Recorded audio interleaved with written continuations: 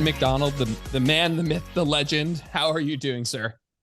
Yes, I'm very well, thank you. Thank you very much for having me. No, very, very, very excited, and I'm looking forward to chatting about both MNU in general, just something I'm very passionate about on my end. I had an amazing experience, which we can talk about. Also some PCOS stuff, but I got an email the other day about, and I've been following, obviously I follow you guys on Instagram and everything, about a new accreditation that you guys have received. And I'm guessing that's something that you have to work on to get. It's not like something that I just don't know what that process is like. And I guess maybe over here in the US, there's like, I just didn't immediately know what it meant. And so I'd love for you to just explain what that is and say congratulations, because it's obviously a great thing. Yeah. Well, thank you very much. Yeah, I don't actually know. I feel like most. I mean, you say I'm not sure if it's the same in the US. Like I would know nothing about this if one, we hadn't gone through it. Even going through it, I know a lot more now. Having, I worked in as a university lecturer. I wrote programs for universities, and even within that, I didn't get to see this side of it, because this will be done when say a university course is fully set up. But yeah, it was a long process. I know, kind of before we were talking about doing the podcast, it was kind of like, what did that process look like? And honestly, it's just you wouldn't realize the amount that you have to go into it. The problem is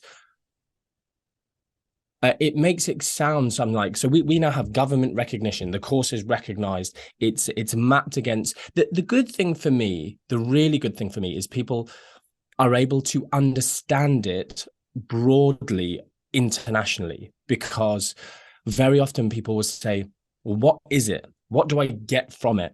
And MNU until now, Nutrition Uni until now, has been a professional qualification. And I feel like a lot of the time, maybe in other industries, people are fairly happy with that. I'm a whatever, and I've done my professional quals. But people are like, yeah, but what is it? Is it, is it a degree? Like, what is it?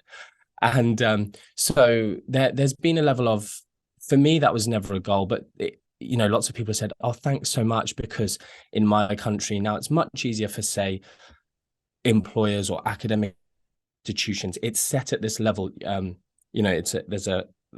There's essentially a framework. We've mapped it against the framework of competencies, workplace competencies. So it's been, as well, I've historically sort of said, we teach at like a level 5, level 6 level.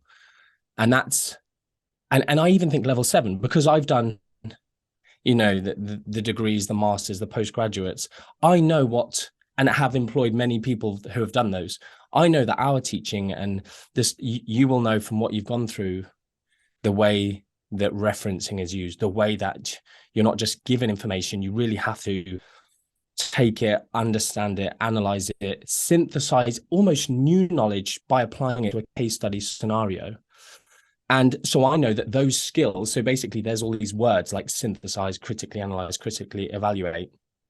And so the biggest thing for us was to basically show the awarding bodies and this government Ofqual, the Office for Examinations Assistance, show them that we both teach and assess, and how we're assessing everything. So it was just such a long task, but honestly, it's nice now, because now it's just a case of, and I'll even tell you this, some of our competitors, and I say competitors loosely because I'll be honest, it doesn't feel like we have any. It's like degrees have their place in the world, and people want these. I want to get a degree. Like, why?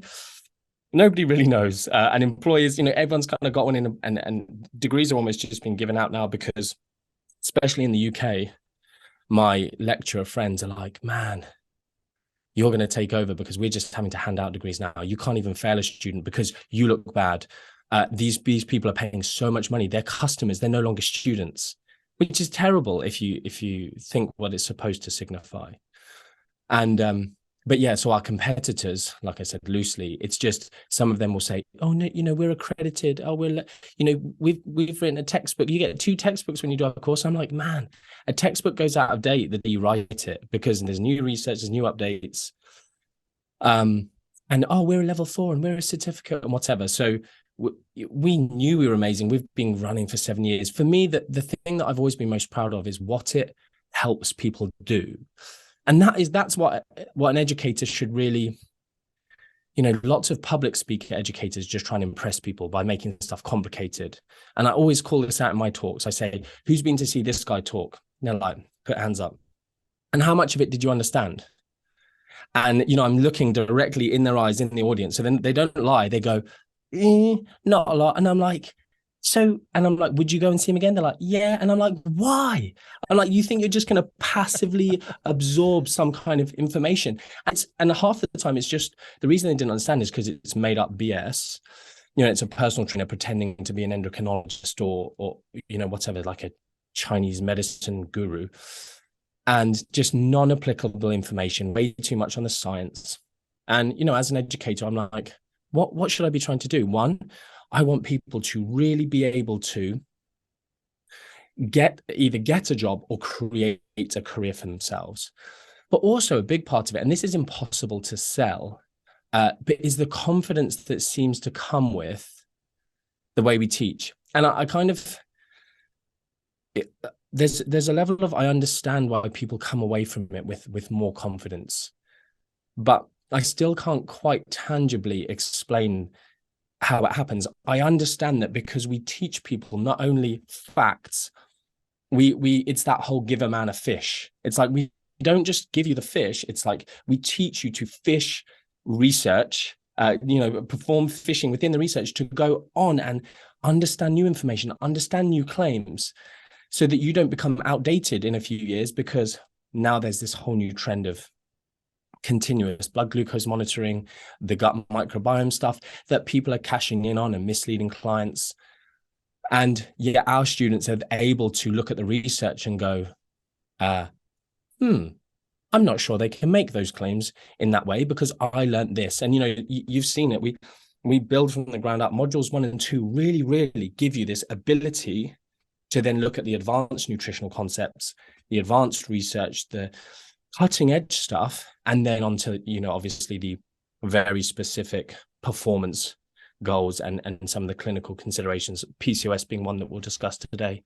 But anyway, yeah, I've kind of rambled there. It's such a huge process, but really for people who have gone through the course and people who are going to do the course, things won't look that different. And I'm also proud of that because, one of our competitors in the UK a few years ago, they were, we're better than MNU because we've rewritten our whole course to be evidence-based. And I was like, whoa. And I looked this screenshot up the other day to show my staff. I was like, shall I just post this just to show? And because I replied to this going, so have you given a refund to the hundreds and hundreds of thousands of people who you knowingly taught non-evidence-based content to? And obviously I got no response and blocked and whatever. Yeah. But it's that thing of, we didn't have to change what we've been teaching. We, very minor changes even to our assessment process. And I think that becomes, people, I think sometimes forget, like I have all of my higher education lecturing qualifications. I did night classes for 3 years alongside my, being a lecturer, alongside setting up my consultancy.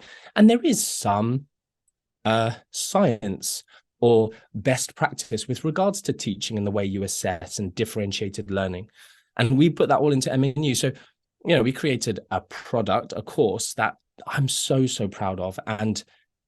But the proof is in the pudding, which is big employers, big respected individuals are, going out and finding graduates and going, we want MNU graduates. And I don't know if you saw my story the other day, someone who's like working for a big private healthcare company who recruits into the NHS in the UK is like, as soon as I see MNU on a CV, I put them straight through.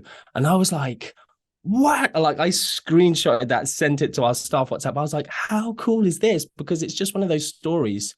I'm so grateful that I am a public facing person. I didn't just set up, create a product and sit back. I love interacting. I love pushing things forward. But it's that was before it was government recognized. Yet she's pushing people through because she knows that these graduates will be good. So yeah, I've kind of gone on, but it is just one of those things. I honestly feel like there isn't a single reason in the world that anyone could choose another course over MNU now. I'm just like, yeah, we've done everything. And it's almost unfortunate that like you said, this accreditation wasn't because you made some crazy changes to it and all of a sudden now it qualifies. It's almost unfortunate in some ways that is important to some, in some circumstances, to some people, whether that's incoming, people who want to take the course or people looking to hire. But, at the end of the day, there's some level of like, all right, whatever, that's something that you need to do. It's not like you needed to change the course. It's just going to help more people at the end of the day. It's like, all right, we have this new accreditation that's going to help my students. It's going to help them, get, future jobs or whatever. And that's something that it wasn't about all of a sudden now you qualify. It was, this is just something that we had to fight for along the way. And now it helps all the people that are coming in and get more people to come in and all of that stuff. Your lecturer friends who said that you guys are going to take over, like I can't help but whatever. I'm biased. Obviously, I'm wearing the shirt. I went to MNU. I did MNU. I love it. A big advocate. But I just think that it's just so much. It's so much more of an accessible. We have a combination of accessibility, affordability, and quality. And it is just the perfect triangulation of those things. And I'm not saying there's, like you said, never a time and a place to go and get some acronyms after your name and, go the academic route. And maybe, listen, for certain professions and certain circumstances, like we're at a point right now where that's required. But I would double down on that and say that if I'm someone who's like trying to get into the field, and not to do my own tangent here, but I just think that there's a difference between, people are out there wasting, I will use the word wasting and stand by it, wasting so much time and money on like this coach's mentorship or this mastermind or this. And I just like what scares people away from MNU is the same thing, is the same reason that it is exactly what people should do, is that it's actually serious. It's serious. Like it's 12 months. It's structured. There's a test. It's not a bullshit test where you Google the ansers at the end, it's a real thing. You're doing open-ended essays. People are really like real humans are grading them. And some people feel, and I have a lot of coaches who listen to the podcast and I'm like, take all the time and money you've spent and just put it in this one bucket here because you're going to get way more out of it. Because it is serious. I think people are like, I'm not saying it's serious, like it's scary. It's actually not scary. I think actually it goes at a nice pace. It's not overwhelming in terms of the hours per week. It's, you can work full time and still do this. And I just think that you had said, as from a competition standpoint, I only have one experience. So it's not like I've done a million of the perceived competitors out there, but it seems by far the most serious and the most comprehensive. And those are the things you should be seeking out. If you're not going the academic route, I'm not suggesting, I'm just saying if you decided that not decided, or maybe you're like me who went a different academic route, decided later in life you wanted to do this. And by this, I just need something in the health, related field here, nutrition, fitness, health, general health, whatever. Is that you should be looking for something that is as legit as possible because we're living in a sea of bullshit everywhere. And so, again, this accreditation, it's not like you guys changed a whole lot about what you were doing. And now all of a sudden it meets certain standards. It likely always did. It just, this shit takes time. But that's really great. And for people who, for whom that's going to be meaningful, I'm very happy and very proud and very excited for you guys. It just, I laugh because I'm sure that it's not like you guys rewrote the whole course and you're like, now it meets some requirements. I have a friend, Dr. Adrian Chavez, who I think just did some courses for, and he's been on the podcast a couple of times, just wonderful, just smart dude. And, another person that when he told me he was, he had been asked to maybe do some, I think on some insulin resistance, I was like, this is why MNU is the best, because they're finding people like Adrian. They're finding, people to talk about things that are incredibly evidence-based, but also balanced and not like neurotic, just PubMed, chugging along PubMed IDs. People are actually in, I hate in the trenches. I hate that. Like as if what we do is like in the trenches, whatever, but like working with real people and combining. Exactly. Combining, scientific literacy, but also experience working with people. And so I just don't see, I'm not saying there's no reason to go the academic route, but if you're not going to go the academic route, like you should be looking for something as legitimate as possible. And there just isn't anything as legitimate as what you guys are doing. Yeah, I don't know if you saw it again. I posted just on my story, and I did this partly tongue in cheek, but I was 100% serious. And I did interact with people on the subject, but I also did it from somewhat from a market research point of view. I said, I only offered up £100, but I said anyone, and because I wasn't asking them to do a whole lot, but anyone who can show me a degree program that from any country in the world, from any university, in its entire 3-year syllabus that is as good as MNU for working with people. So not preparing people. So dietetics aside, I said nutrition, accredited nutrition courses. Dietitians aside, because they have a very specific role, they get taught a very specific syllabus, which is important for the job that they do. But again, I could even take a dietetics program and compare it to MNU for working with people on the biggest and most common requests by real people to nutritionists, coaches, whoever, which is around body composition, whether that's fat loss, muscle gain, or health, or then hobby-based performance goals, strength, CrossFitters, hobby triathletes, but then even performance athletes. So I'm not saying, I would put our course against most, I've done a sports nutrition master's from, arguably one of the best universities in the world.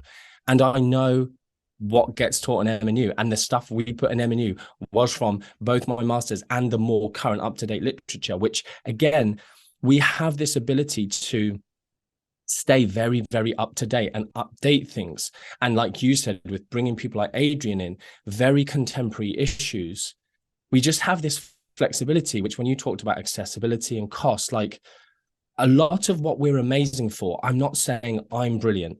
It's just a factor of what we're doing. People typically were like online courses. That's almost like a dirty phrase. It's just an online course. Like, loads of degrees and masters now are just practically online. Like, we've pre-recorded the lectures. Now you can come to labs and learn to do pipetting, or learn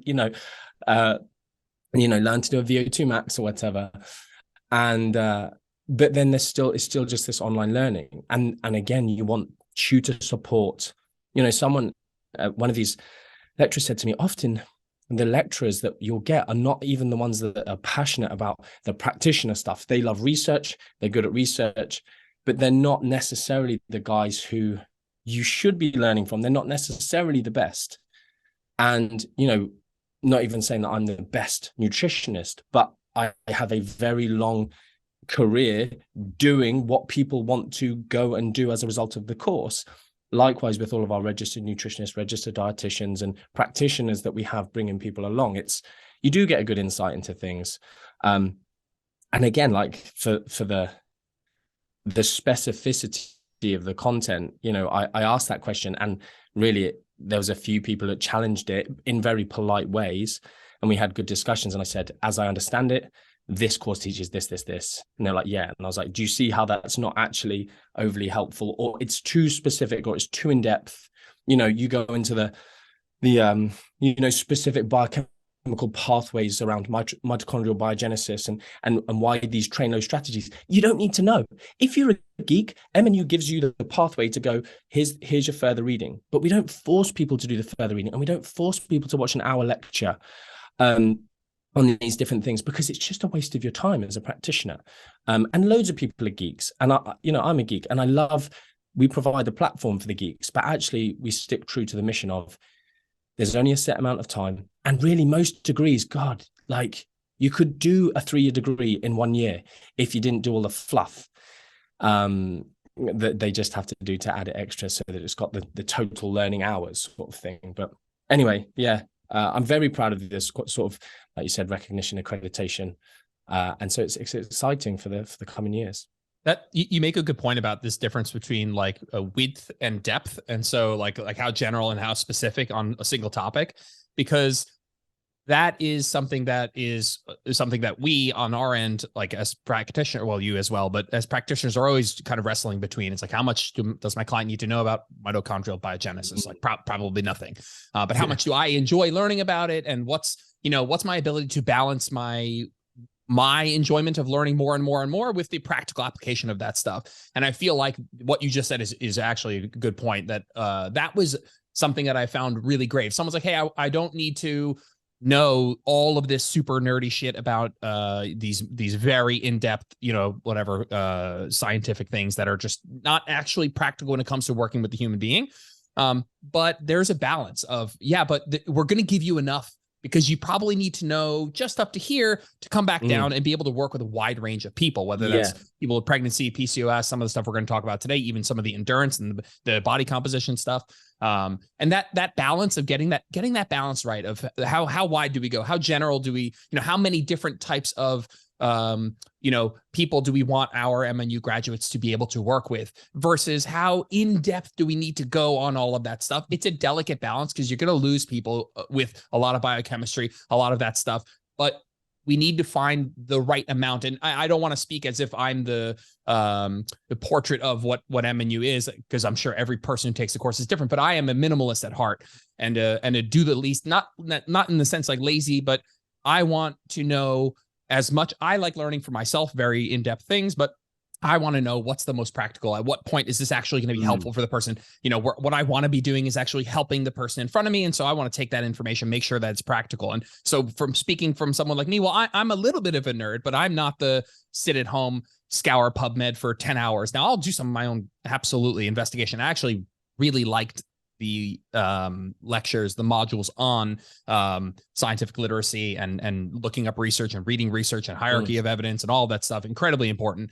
But I do want to give you a bit of applause for that balance of how nerdy are we going to go? Because I think some people get scared that it's going to be all biochemistry and all mitochondria, and they're going to go back to biology class.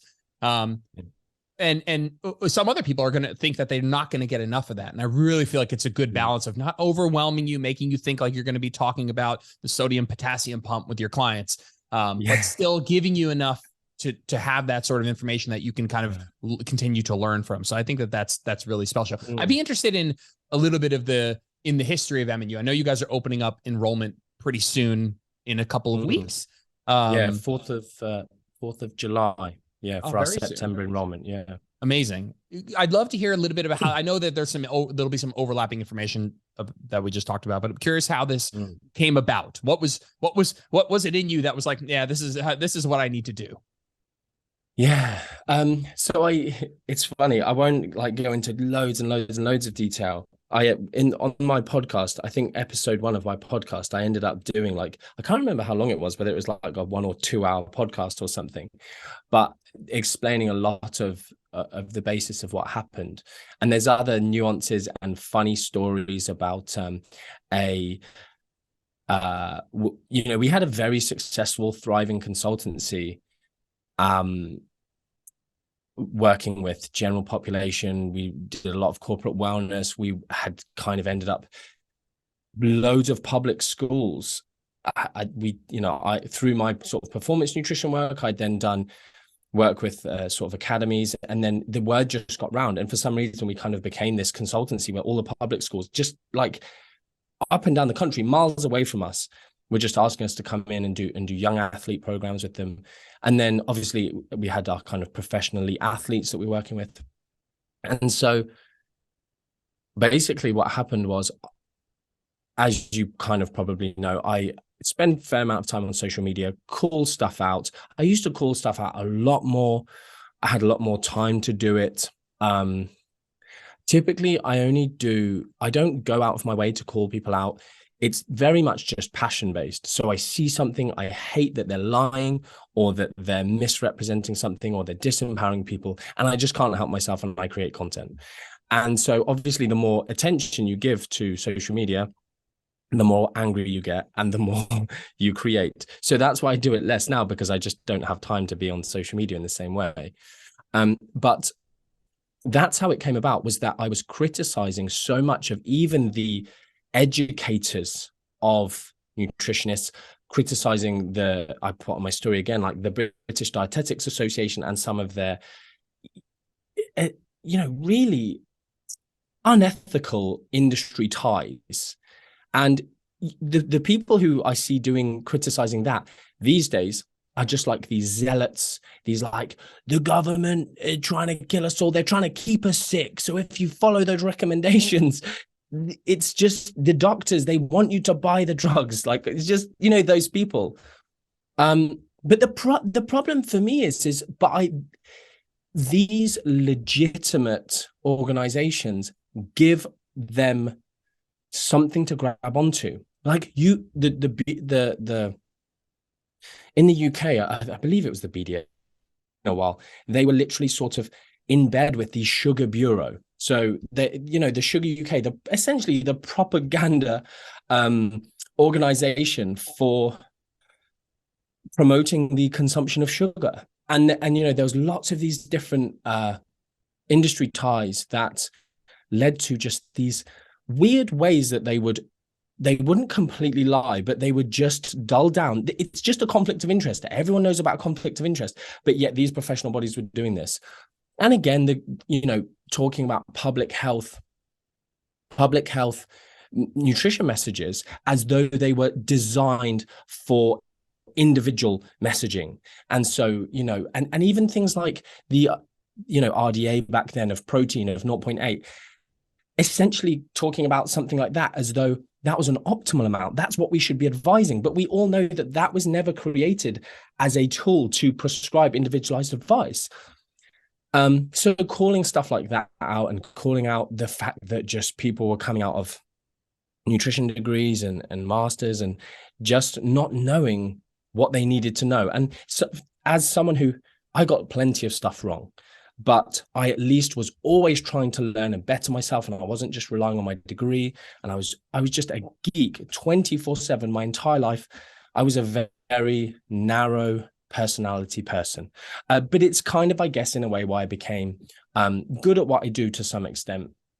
And so just calling this stuff out and calling out the educators and calling out, again, these online certifications. And then it was essentially, people started saying to me, we'll do something about it, which is a strong challenge. And I'm like, I'm doing something. I'm telling you it's bad. They're like, yeah, but provide something else. And I'm like, what am I going to do? Just write my own course? And it's like, well, yeah. And so I had a mentorship for many years, which was like a weekend mentorship where I essentially try to, and some of that mentorship still lives within MNU. A lot of module 1, the kind of that core basis of understanding, ability to read research, ability to understand, you can't just look at an abstract, just the different, Danny Lennon sort of said, it improves. He came on the mentorship and he said, like, going on this mentorship, what it does is it increases someone's learning curve gradient.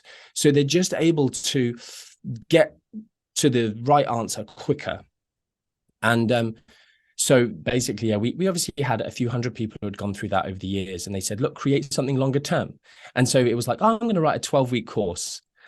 And I basically said that online, and then everyone went crazy. And a kind of funny-ish story is, I don't know if you've seen lots of things online like Powerlifter University or Powerlifting University and like Platform University. They're just like, and again, I think they're American companies. So you can use the term university and you can't get done. And so I was like, well, I'm going to create Nutrition University. And the hate and abuse I got from this, from like lots of my lecturer friends, and then all of our competitors reported us to like Trading Standards and Advertising Standards Agency. So the first year of MNU, I literally had so many like legal issues of like, because then people were just like, you're trying to mislead people and all these different things. And so we were just like, instantly, as soon as I was like, what? We can't do that. We changed it instantly. But that didn't stop all of these kind of calls from our competitors. And I sat down with these people from these Trading Standards and said, this has all come from a competitor, and actually, explained it out to them. And every single point I explained to them and essentially undermined them. I was very proud of myself. My PA at the time was afterwards like, man, like, you owned them. And I was like, oh, thanks very much. But so we were going to create this short course, and everyone was like, they're creating this be all and end all course, the course to end all other courses. And I was like, no, we're not. No, we're not. It's just going to be on YouTube. We're just going to do a few educational seminars. So, yeah, it just came about. I was like, okay, we're going to do something big here. I'm going to do it properly. And I had a client at the time, or I got asked to work with a client at the time who's, you know, it's just insanely wealthy.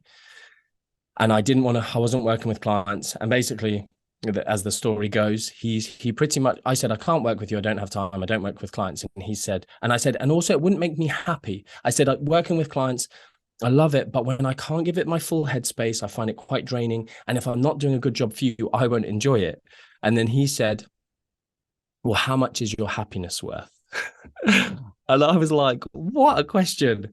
And so I took it to the sort of senior management at the time and said, we could use this as like, we'll close the consultancy for 6 months and write this course. Yeah. Smart. And so I sent him this brief of what I would do from him. And he had quite a complex case because he lived between 4 different countries and had all, you know, basically only ate Michelin star food. And it was a lot of work from a research perspective of like being an architect for his life.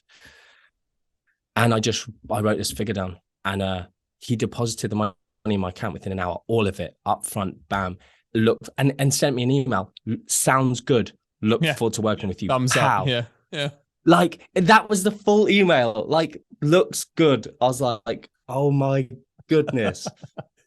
And so, yeah, we just set about doing this. And, you know, it was crazy writing it, because then I thought, I need to create something. And I lost sleep, honestly. You said something earlier, Jordan, that was about when you said about being a minimalist and wanting to know what works and the balance. And so it's really nice to have someone like you go, you know, who's done it and been there, and the type of person you are, to go, you know, props to you for that, because I lost so much sleep over it and thought so long and hard about, because the types of people I knew who were going to do the course, which ranges massively from career changers to like super academic, super intelligent, super geeky, super successful already people. And so I was like, how do I make all of these people happy? And that, you know, that's where the differentiated learning came in.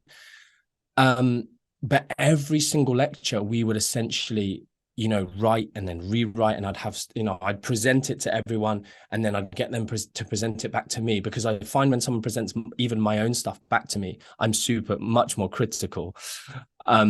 And saying like, well, why do they need to know that? And Sarah, who, you know, Sarah Duffield, head of nutrition, and actually it's her 10-year anniversary at the company. She doesn't know this, and because this podcast won't go out, but we're about to present her with a big check, and like we're doing a big thing later after work today. Yeah, she's great. And, you know, she's wonderful. And she would say to me, I said, but why do they need to know that? And she would just go, because Martin, it's interesting and you'll make them enjoy it. And so I'm like, yeah. And so loads of that, we would go back and forward. So lots of that stuff never made it into MNU. Lots of stuff, she said, but it's just interesting. You can't take everything that is not super practical or super, people like to geek out a bit. And I think we honestly found the balance of funny, which I honestly never tried to be funny in a single lecture. You know, it's like some people like write jokes into lectures. Like, it's not a thing. It's just, you know how I talk. I go off on tangents, which probably out of the, you know, thousands of people have done at MNU, would probably have had 2 or 3 people complain about the tangents. And it's like, you literally can't please everyone, because, and we reply back, we're really sorry, thank you very much for your feedback. You know, we keep it on file. We've got the 3 names of people who complained, but it's like them versus the thousands who are like, sure. Honestly, I was sat in my exam and I was thinking about that tangent where you made that real to me. And I remembered it. So yeah, you sort of asked what's the story behind it. I could go on, but that's how it came to being, to create something that the industry didn't have. And I honestly feel so blessed that no one did it before us, because it's crazy to think we were the first, really, I think, truly evidence-based nutrition course for practitioners out there. Like, there's good courses out there. You you know, I have a lot of respect for precision nutrition. I have so much respect for John Berardi as a person. But I just think they left a lot on the table. You know, really, I can't name one other course off the top of my head that has the kind of, the breadth and the depth of the information other than precision nutrition. But and I know there are differences in the price points, but you know, back then PN1, it was good, and loads and loads of our students have done it, but it just left so much on the table. And I'm just so glad that I got to come along and just fill this new gap. And kind of nice, because PN1 got people to this good level, this sort of basic understanding of certain different things, a good sort of just an awareness of being a coach, not just here's some science. And then we created something that just amazingly has really started to help people.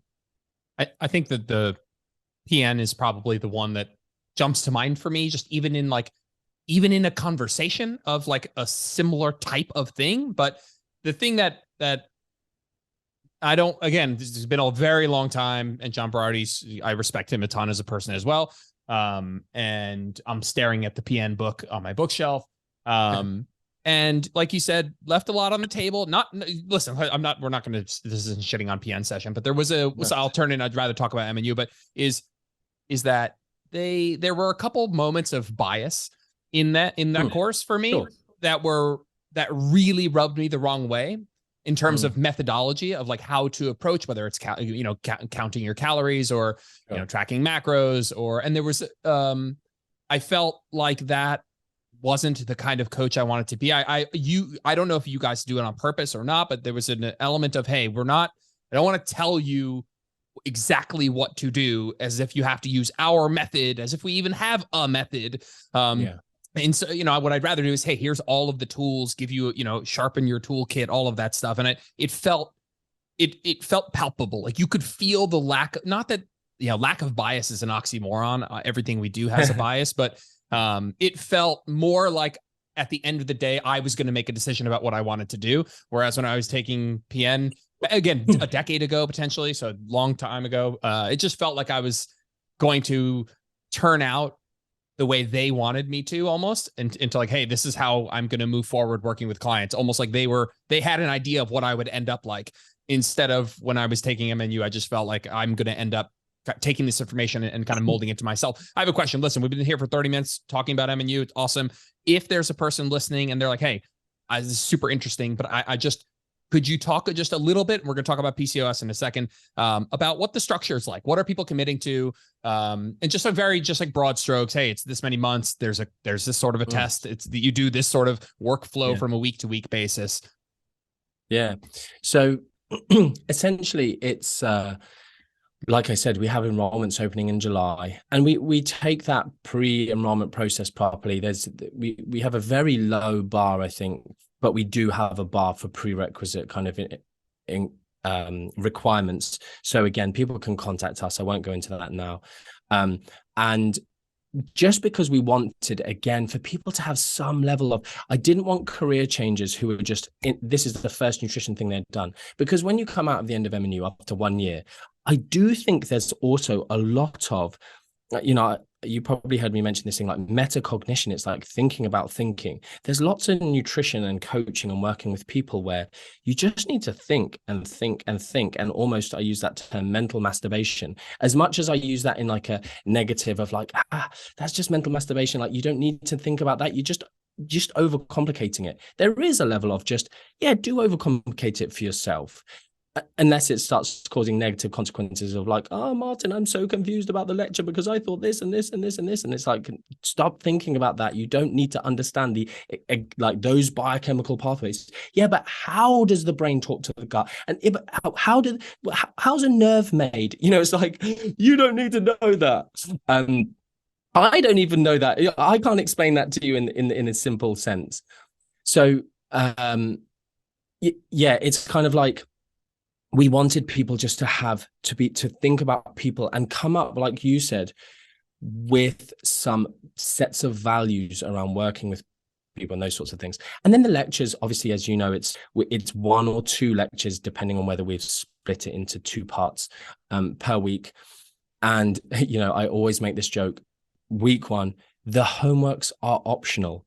And then I'm like, but one of you will ask me during the course, the homework's optional. And I'm like, every time I tell you. But it's generally someone who's like, maybe, and because we care about the student experience, we have people emailing us going, can I get a spot on the course 3 months in? And we're like, no, you can't. And they're like, or even two, it's like, we care about our student experience. Oh yeah, but it's an online course. I know you say that. Like, someone even said this to me. I know you say that publicly, but we both know it's not true. And I was like, I'm really sorry. Like, he ended up doing the course. He's actually a friend of mine now, but because he's a successful businessman, he's like, I know you say that, but it's an online course. Like, I can just do it whenever. And I was like, I'm really sorry. That's not how this works. And so, yeah, we go through a very specific process of, weekly. Some people say, can I do the course in 6 months? And like, realistically, like I said about a degree, you could do it in a shorter amount of time. If you like, there are people, I cannot believe, like a brand new baby, one child, a baby on the way, a husband that works full time, setting up their new business and doing MNU. That's Stacey. She's one of the people that we're using in our adverts to kind of go, as much as MNU is difficult, if you prioritize the time, like, it's only really, I mean, some people, I cannot believe how much time they spent on MNU, like genuinely 20 to 40 hours a week. I'm like, man, but they're like superstars now in terms of they did everything, they read everything, but they know so much more than they need to know to be effective practitioners. Sure. And they read every further reading. Some of them watched each weekly lecture, which is 1 to 2 hours, 3 or 4 times, or even just, buffered it and did a walk, like listened to it back, and crazy, like amazing people. But it's 8 to 10 hours. And I truly believe you can get the most out of the course with 8 to 10 hours. You could skimp and do it in 4 to 6. If you, I would never want to encourage someone to do that, because like you said, like, get the most out of it and put all your kind of things in this basket, but don't skimp, because you're paying money for it or whatever. But anyway, so yeah, it is a year long, and we've started telling people it's 13 months. We put on our website 12 because you can pay over 12 months, but actually your exams come in like your 13 months. So in our advertising now, we're like 13-month course, and I quite like it because it sounds quirky. Everyone's like, 13, is that a typo? That's weird. But yeah, and then the examination process. Again, one thing which was, so going back to the assessment stuff you and I were talking about at the beginning, I was a bit worried that because it's open book or it's online, that would be frowned upon. But again, there's the multiple choice exam, and again, I was like, Billy was like, I basically did multiple choice exams for my entire degree. Like, I was like, I think I even had multiple choice tests within my master's, or maybe my postgraduate, one of them. And it was fine, of course, but you sort of go, I don't know if they've got through this some way, and again, it depends on which aspect of knowledge you are trying to test and which keyword. There's a special word for them. I can't remember off the top of my head, but if you've got A, B, C, or D, and you're trying to say you're assessing someone's ability to critically analyze, that's BS. And that's what lots of these courses out there are trying to do. And that's why it is that we have the recognition and we have this stamp, because people don't have to trust me anymore that we're genuinely doing those things. We are. People can go online, they can look at the whole qualification, specification, everything that we are teaching and assessing. So yeah. So the exams, is these 3 exams. The one I'm most proud of is the case study exam, because it really is a culmination of knowledge. And it's cool that you said this. Real people are marking the exams. So it's an online exam, but yet we have caught, I think 6 to 8 people cheating over the time.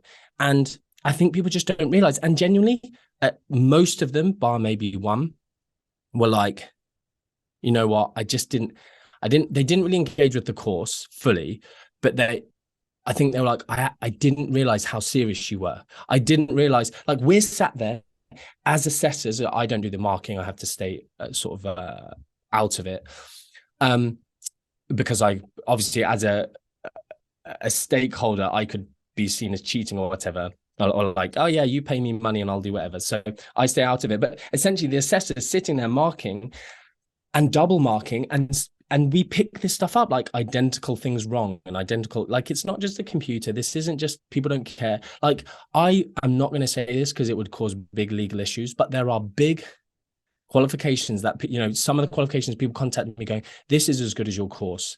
And I know for a fact that their assessment process is BS. And, you know, people submitting essays at midnight and getting their mark back the next morning. So unless someone's marking through the night, they're like, that would have taken them 2 days to mark, but they've got access to the next module. It's been marked. They've got a grade. They always get the same grade. I'm like, that's BS. Yeah, it's the exams shouldn't be scary, as you said, but you have to put the work in. They're not a walk in the park. But, you know, it's open book. I never wanted to test people's memories, which is, you know, I'm good at memorizing stuff, but I know it's not necessary to be a good practitioner. It's not a real world test. So instead, it's like, you can't, like you said, you can't Google the answer because it's a case study where you have to understand this kind of multifactorial nature of the question in front of you. But yeah, is that a good summary? Yeah, absolutely. And I laugh about the case study. I was telling my wife, I was like, I wonder if Martin's gonna look up how I did on my test before he comes on. But I liked that it was not that I didn't ace every single thing. That is I'm very happy about that. Frankly, I actually remember getting my scores back and being like, that is comforting to me that somebody really scrutinized my answers. And I probably put not the 20 to 40 hour person, not the 4 to 6 hour person, more than like 8 to 10 hour a week kind of. I took it seriously, but again, maybe not the 20 to 40. And I thought I did a pretty good job, but I thought that's like, I don't know, maybe it's an ego thing where I'm like, I'm proud that it's real. But like, if you're a coach who wants to get better at your profession, you want somebody scrutinizing over this stuff. And it was not scary scrutinizing. Like you said, it's open book. But it was there. I could tell there was a real person reading this, and there was a real person like just assessing what I was writing, not just like running it through a system or something like that. Because I didn't ace it at all. It was not and it was just, that was comforting to me to be like, yeah, you know what? Like when I get my diploma, it fucking means something, and I'm proud of it, instead of it being like, okay, like I paid, and then it came in the mail sort of thing. And so that was really great. So awesome. Cool. And I think people do, like clients working with people, you know, big employers employing people. I think it's that we've stuck true to that the whole time. We're not just churning people out. Honestly, it is a real emotional burden on me when I send failed emails. And I just have to keep telling myself this is for the kind of the greater good, because I hate it when people get that angry or upset with me. And I even hate it when they're like, oh, I'm crying, I'm sobbing, I tried so hard, you know, and they're not angry, but they're just sad. It's tough, but I have to sort of go, I know it, you know, woe is me, but it's like, it's not nice because you get to know people. Like, we are really in there in the trenches or whatever with people in their studies. So it's difficult, but it does, people are seeing that now, that like, geez, I know what this person's gone through. I know MNU really take it seriously. And so it's cool. It's cool what it's becoming. Excellent. How much time do you have for PCOS chat? So I know how deep to go. Yeah, we were supposed to go what to three to four. I've at least got another 33 minutes. That's more than enough. That's more than enough. I have that time as well. So you've been, you know, we could have talked about a million things. There were a bunch of things, rapid fat loss or whatever, and I just picked one that I have not spoken about on my podcast. So I think a lot of people will be interested in, and actually it's something that affects a lot of people. And so I'd love to chat a little bit about PCOS, and I think we could start very generally with the discussion of what it is, how to diagnose this, what the symptoms are, what the causes are. Yeah. So PCOS is one of those ones that I feel like is social media has finally picked up on a bit, which is both good and bad. So you've got the big whatever Hollywood doctors saying all sorts of stupid things about, you know, it's a disease of carbohydrates, or, you know, just insane stuff like that. So, you know, with regards to, I guess you said their diagnosis, that initially I guess people go to the doctors reporting maybe symptoms initially. So the symptoms are difficult because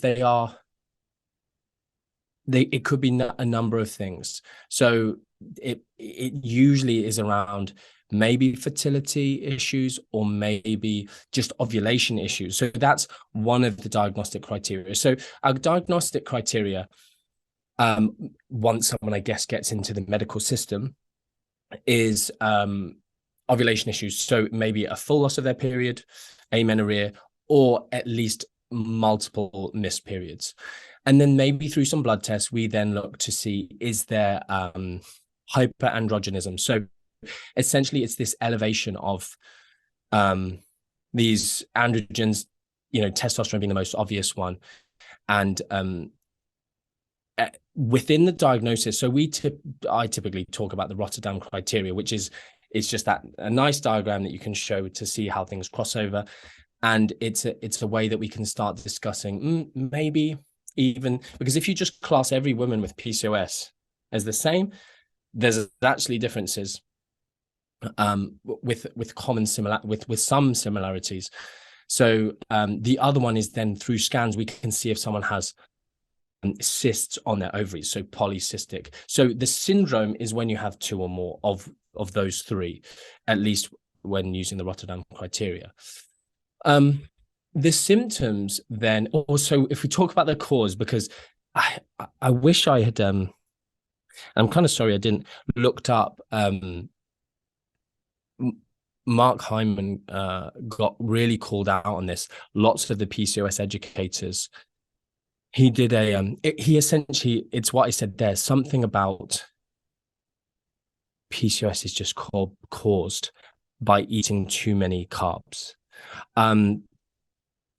And which is just categorically not true, obviously. Like there's really nothing that's caused by eating too many carbs. I mean, you have to define what too many carbs are. So lots of people were kind of doing reaction videos. And this is one of those things, if I'd seen it at the time, I probably would have done one myself. But PCOS is really, it's an endocrine disorder. So, and the thing that you'll see is of unknown etiology. Like we don't know what causes it really, and it's one of these kind of things of, it's your genetics. Like if we just bring it back to the most basic level, and we can compare a control group of women who don't have two or three of these different issues that we can define it by, diagnose it with, and see some distinct differences. And the key thing that we see is this mechanistically distinct type of insulin resistance. So for the we understand, for instance, BMI going up, and I'm just going to kind of gloss over the fact that BMI has many issues, but we'll all just, as a general population tool, hopefully everyone's cool with me using that, or I can just say with body fat going up. With body fat going up, we can see insulin sensitivity going down and insulin resistance going up. And but at the same kind of BMI level of body fat, starting point, a woman with PCOS will have a much greater degree of insulin resistance. And so we end up with this issue of even with a normal level of body fat, whatever normal is, or a normal BMI, they are still kind of at a disadvantage, we'll call it. And the problem is with this insulin resistance is we've then been dealt a worse deck of cards. And so maybe something that our counterpart, our friend, whoever, could quote unquote get away with, we can't, because then that leads us to then end up with some of, like I said, the symptoms. One of the other symptoms, which is not really, I suppose, directly related to the diagnosis, but is this hirsutism, this kind of facial hair growth, which is as a result, everything really seems to just be downstream of the insulin resistance. We then get hyperinsulinemia. We then kind of get blood glucose dysregulation. We get changes in certain hormones that lead to these elevated androgens. And so like the aromatase enzyme, that as a result of the hyperinsulinemia, we get these elevated androgens. That's then causing this ovulatory issues. And then also this facial hair growth that is just like, again, a side effect that these women don't like. And so, but it all stems back to this, sadly, intrinsic. You can't just cut out carbs and expect to be like, oh, people talking about cures. What's the cure for PCOS? There's no cure. But there are things we can do to help the symptomology. There are things we can do to even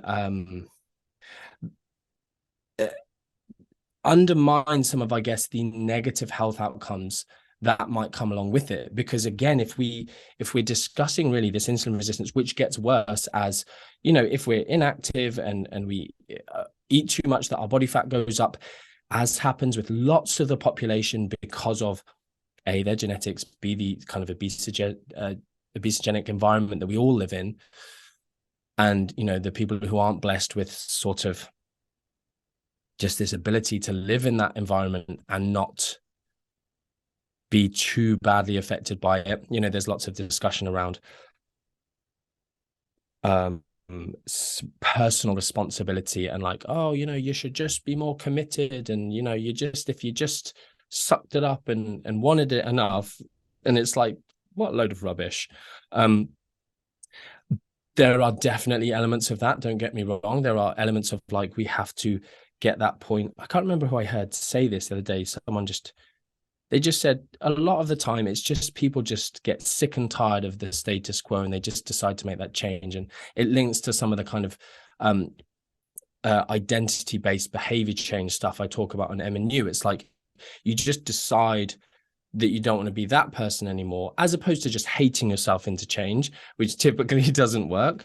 It's like this positive, empowered process. So the insulin resistance is what really we want to focus on. And so what did you asked? Diagnosis, symptoms, causes. Yeah. I think I've kind of talked about all of those. So yes. Yeah, it then takes us on to, well, I guess what can we do about it? Which is where I was going. Shall I carry on? Yeah, I would ask just if someone is listening. I just felt like I'd been talking for ages. No, you did great. And I asked three questions, each in and of themselves could be their own podcast. So if I'm a woman listening to this and I'm thinking, okay, there's a high percentage, maybe you can talk to some of the statistics of how much, how many women are affected.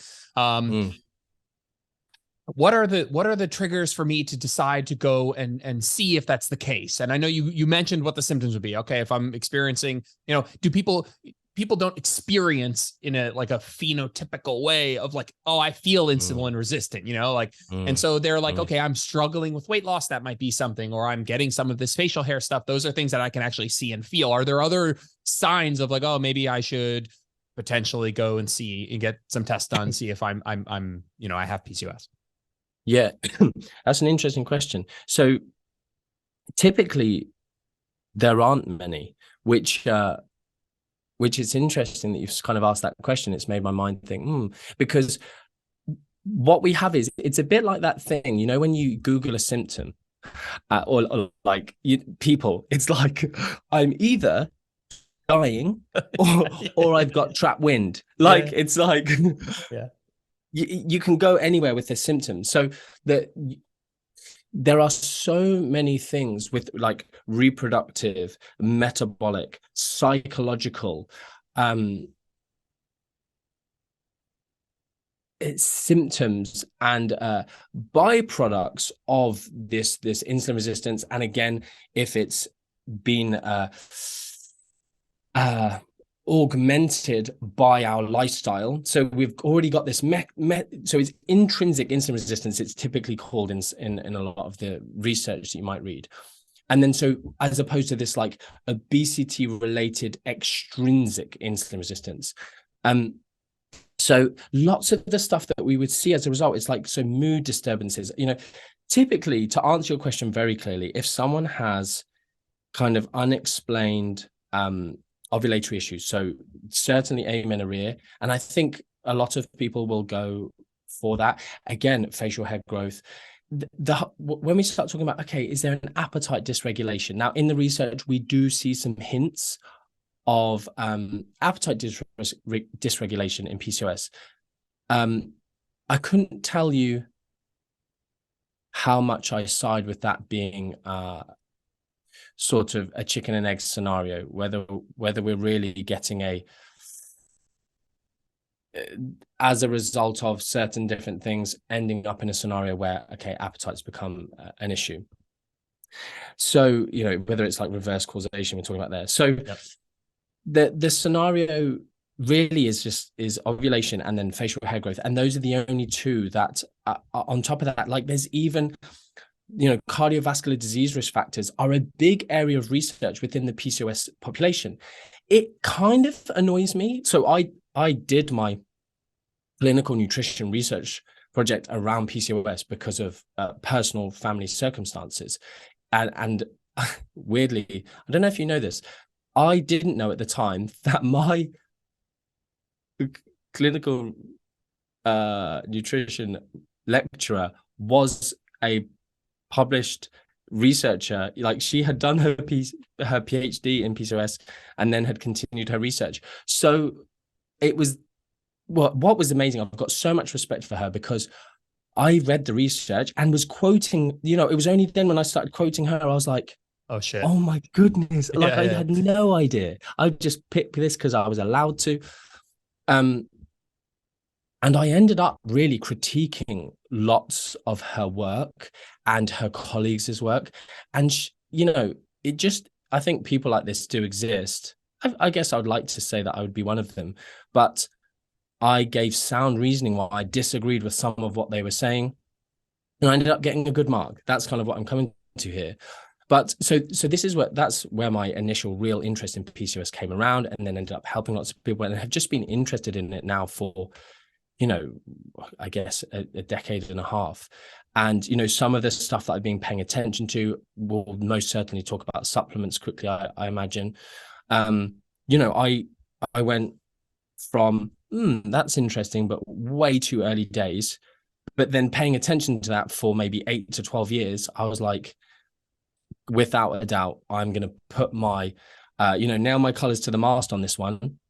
And yeah, I'm talking about inositol there, of course, but it hasn't reached the level that I would put it at within, nice guidelines at the, world level of implementation around PCOS.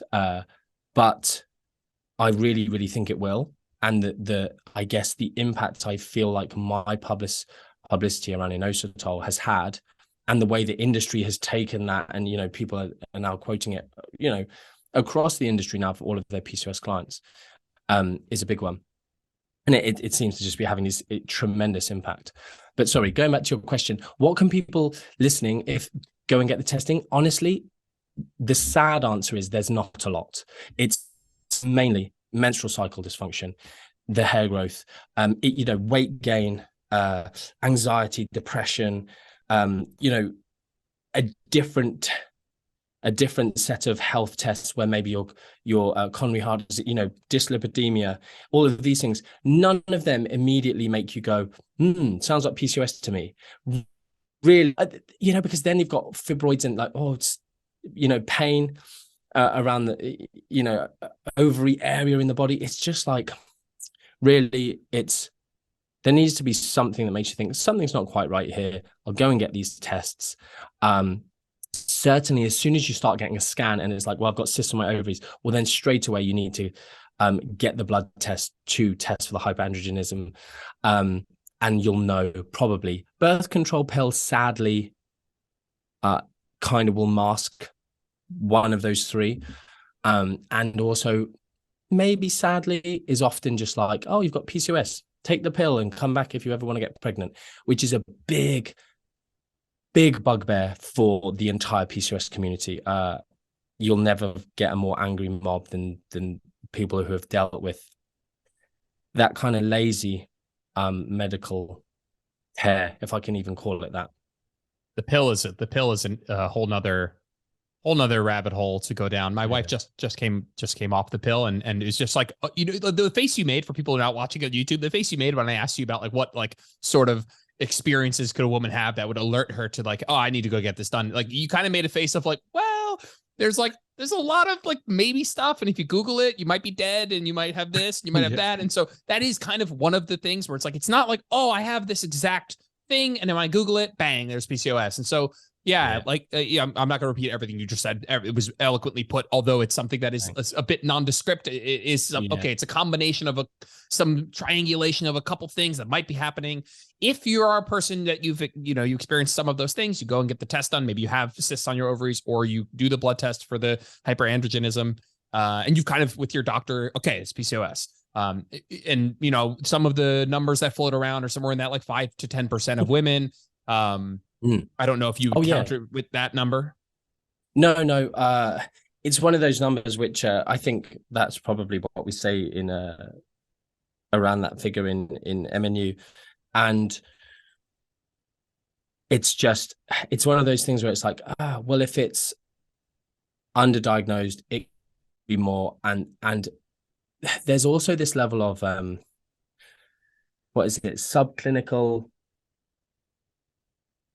essentially, you haven't got androgenism, but it's just you're elevated, and it's subclinical, and actually for you as an individual with your genetics, you're not quite meeting that classification. But yeah, give or take, like if you say 1 in 10, it's like that's so many people. Yeah, agreed. So what do we do? 1 in 10 of half the population. Yeah, exactly. Yeah, what do we do about it? This is where the only magic for me, I think there's two bits of magic.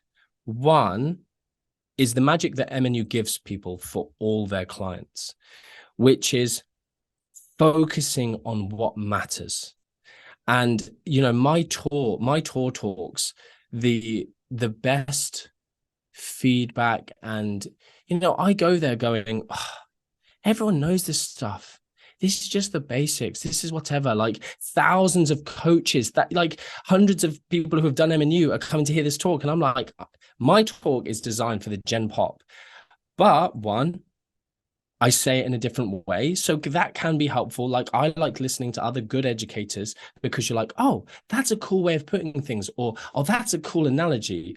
And then on top of that, I tell some, funny stories. People, that's like, I try not to be like, just come to my talk because it'll be the funniest nutrition talk you'll ever come to. And people are just like, oh yeah, it's like, might as well just gone to a comedy show. And it's really nice, like people just go away a bit buzzed and enthused. But honestly, it's the key thing of like focusing on what matters. So I go into, but some of the fun stuff comes from calling people out, but really intelligently, I'm kind of complimenting myself, but cleverly, I can't not compliment myself, but intelligently explaining why they're wrong, rather than just going, he's a gimp, going, this is the premise with which they're making that assumption or that claim. This is why it's wrong. This is why you should ignore it. And that, again, with MNU, the confidence thing, we teach in that way. So you go, oh, I get it. Rather than my PA, I can't remember who it was, but she said someone she knew was doing this continuous blood glucose monitoring. And she goes, when she told me, I was like, no. And then she was like, why? What's wrong with it? And she goes, I don't know, but just no. And it's a lot of coaches are just that way. It's, in your early career, you just go, no, that's BS. But a client won't buy into you. If their doctor has told them something, or some super famous person has said something, you need to be able to really put it in a way they can understand, and in even storytelling to explain it. So this situation of what can we do for PCOS, the magic comes with, what do we need to focus on? And it's so boring to go, the same things that will help with healthy eating and weight loss are the things that will help with PCOS. And everyone wants to be a snowflake. And I completely understand. This is a big part of my tour, is talking about genetics and your genetic set of cards and how that sets you up, and why your own genetics have led you to a place of disbelief towards, maybe, if you want to call it Western medicine or sound fundamental principles of nutrition, because it didn't work for you. And why didn't it work? And I explained, this is why it didn't work, but it's still a principle. You can't go, there must be something, I must be different. You're not. This is why it hasn't worked. Oh, you know what? You're saying stuff to me that makes sense. And you're right. I did not track on that day when I had a crazy binge. And then I tracked for 7 days. And then I told my coach that I was in a deficit for 7 days. But over 8 days, I was actually in a surplus because I binged that day and I didn't track it, because who tracks a binge, etc. And then it's like, yeah, just that acceptance of like, okay, I need to like call myself out. I need to hold myself accountable. It's not personal responsibility, because some people have it so flipping easy. And they're like, oh, look at me, I've got a 6-pack. It's like, mate, every 11-year-old has a 6-pack. Chill out. Like, you're not, you're not cool. You're just a personal trainer who's 20 with no family, no kids, no mortgage, no actual job. Anyway, I'll stop ranting. So the 2 bits of magic are what works. And so for a lot of individuals with PCOS, improving body composition will, like, own the fact that you have PCOS. It's unfortunate. Like, people have crap stuff happen to them. And if we can get to the point of like, things might be a bit harder for you, / you might have to be leaner than your counterpart to be in the same place as them. That's the message. My BMI is 24, if we're just using that thing that everyone understands. And, my friend's BMI is 24, and, she doesn't have PCOS, or she's not insulin resistant. Okay, but you are. And we're going to have to, maybe she's 24 because she has more muscle mass, or maybe you have the exact same body fat level, but you've got PCOS and she hasn't. So we need to get leaner, build some muscle, because muscle is a fantastic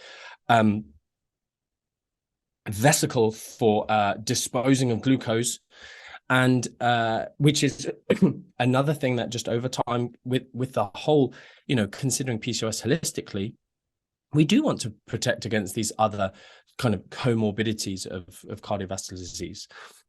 And everything, like a little bit more muscle and a little bit more bone mineral density is great for a woman, through the lifelong aging process. So the magic is, right, calories, that horrible word that people just, it's like, oh no, the calorie myth. It's like, there's no such thing as the calorie myth. Shut the hell up. And it's not all about calorie counting.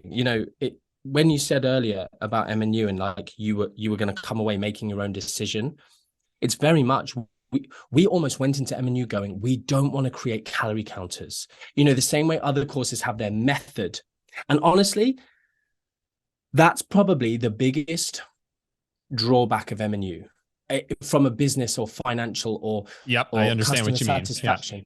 Yeah. People want just a method. Give me an exact answer. And you will have seen it within the student groups.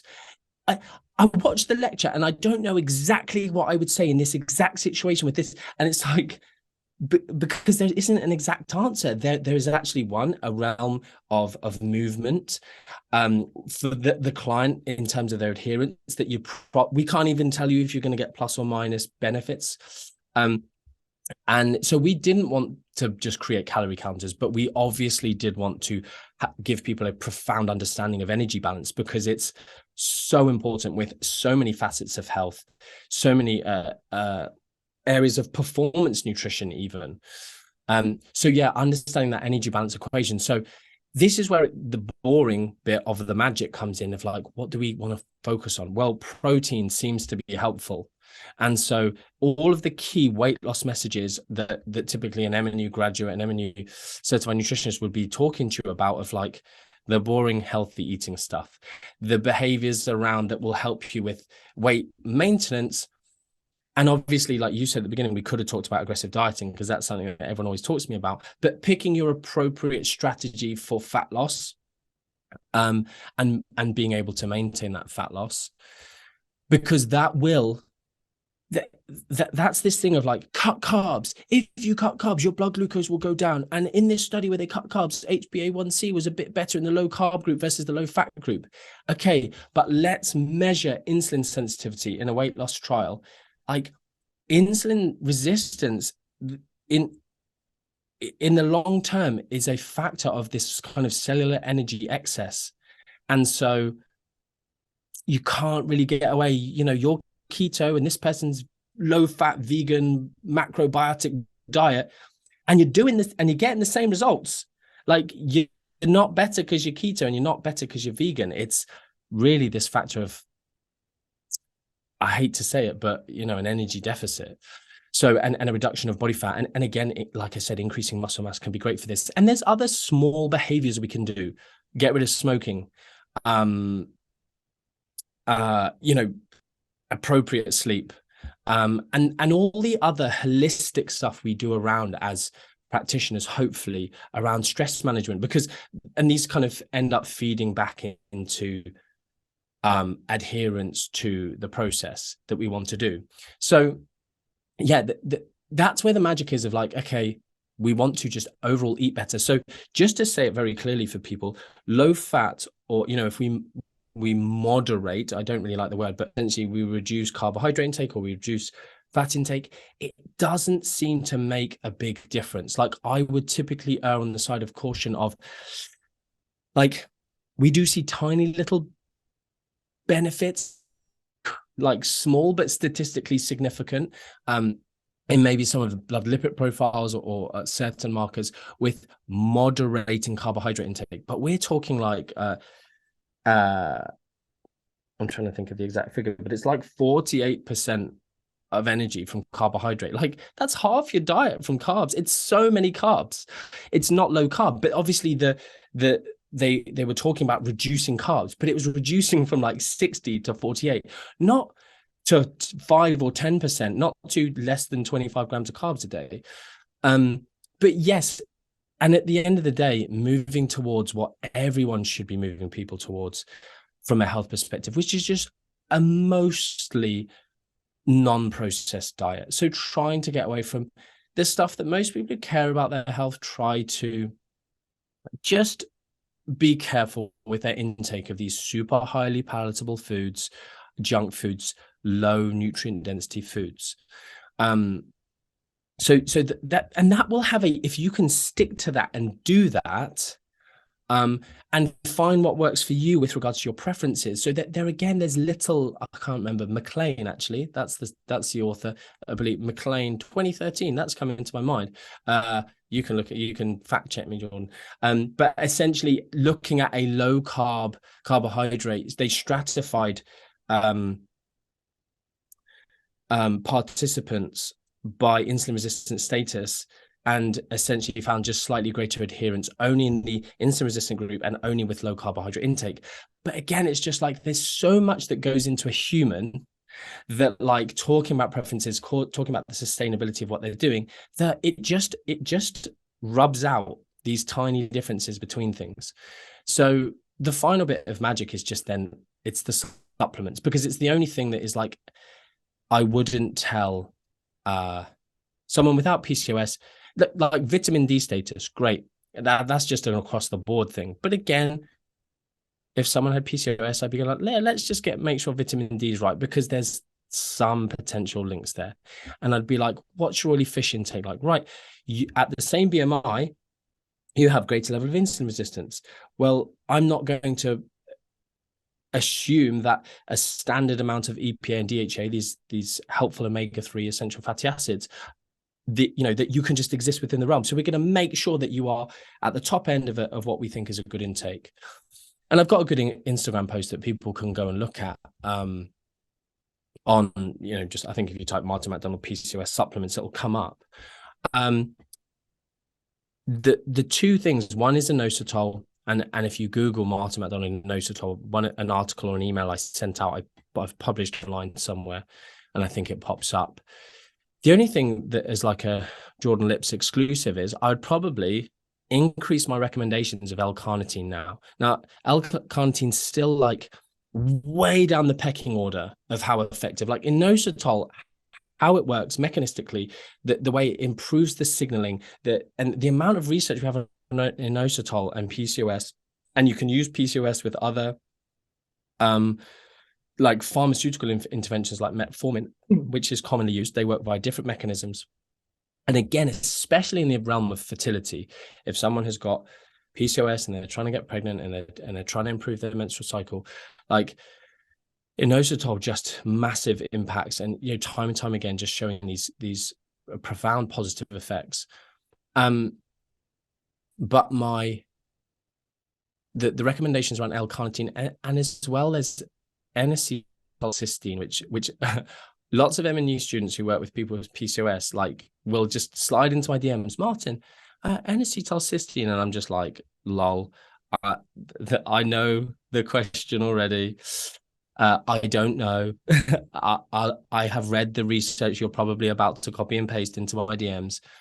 But again, it's one of those things where N-acetylcysteine really is working by antioxidant mechanisms. So, and yes, we see this like, oh, inflammation and all these words that people use that, again, it's a bit of a chicken and egg of like, well, we see inflammation with just really like poor dietary patterns. So I don't know, because in these studies, it's not like they're going optimal diet, optimal exercise, optimal sleep, doing all this stuff, inositol, and then N-acetylcysteine. They're just going, eat pizza, carry on with your life, or, whatever. Sorry for the pizza shaming. It was unintentional. And then take N-acetylcysteine. Oh, things are slightly better here. And it's kind of like, well, if we were eating lots of other foods, quote-unquote anti-inflammatory diet, a diet that's high in these sort of natural antioxidants, would we see those benefits? I'm not completely sure. But yeah, my L-carnitine dosage recommendations were typically just based on the research in PCOS, but which was around 250 milligrams, and again, was showing these benefits. But actually these days, I'd be more like 1 to 2 grams a day, so 1,000 to 2,000. So I think on that supplement post, it's a few years old now, I'd be saying like 1 to 2 grams. It's not gonna, that it's not like any sort of like toxicity worries at that level at all. And I'm also not saying it's going to be a game changer, but it's just one of those things where I just want to help people as much as possible. So I'm just highlighting, you know what, these are a few supplements that you should consider. Inositol, first line, do it. The others, just so that people have heard of them and can go away and have a look. Yeah.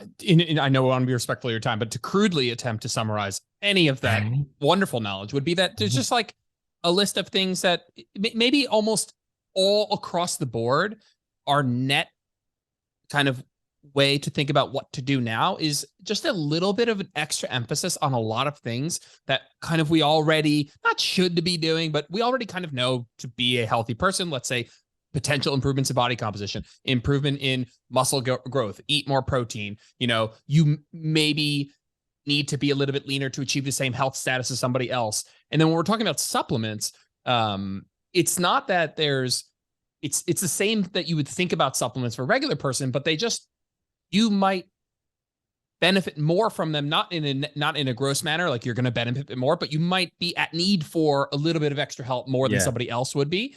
And so, okay, fish oil, good, but good for everyone, maybe, but maybe even more important for you because you have a somewhat of a, let's say, air quote, deficiency somewhere. So we might need to, that just might jump up the hierarchy of importance just a little bit for these people. Yeah, definitely. Amazing, Martin. You've been wonderful. I appreciate your time a ton. Thank you so much for what you do. Is there anything else about September intake or MNU that you want to leave people with? And I'll link everything in the show notes. Do you know what? I will say one more thing. When you said MNU there, obviously we've got enrollments opening on the 4th of July, but because of the way this, you've picked this topic of PCOS, people who might listen to this podcast might also be interested. We have our Mac Nutrition Live education day in November, 18th of November. And it's the one where we typically do our MNU graduation in the evening. It's the graduation evening and dinner. But the daytime we put on this big education day, which is open to anyone. And I have let this leak that we are doing basically a full conference on, I guess, female physiology, menstrual cycle, menopause. So we have seriously good speakers, not just some joker who's decided they're going to be an expert. Actual doctors, PhD, people with PhDs in the area, full understanding of, so it's going to be female physiology, periodization of nutrition and training around the menstrual cycle, special considerations around that.